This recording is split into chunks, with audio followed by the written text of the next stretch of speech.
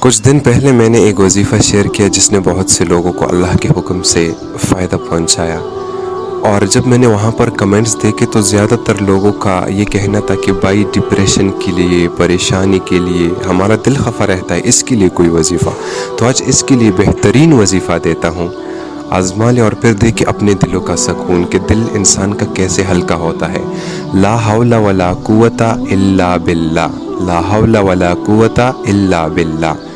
313 مرتبہ، اور 11 مرتبہ درود شریف اول اور 11 مرتبہ درود شریف بعد میں۔ اللہ کی قدرت کو اب جانے کہ نبی علیہ الصلوۃ والسلام نے اس میں 99 بیماریوں کا علاج بتایا ہے، جس میں سب سے کم تر بیماری ہے وہ رنج اور غم اور ٹینشن ہے،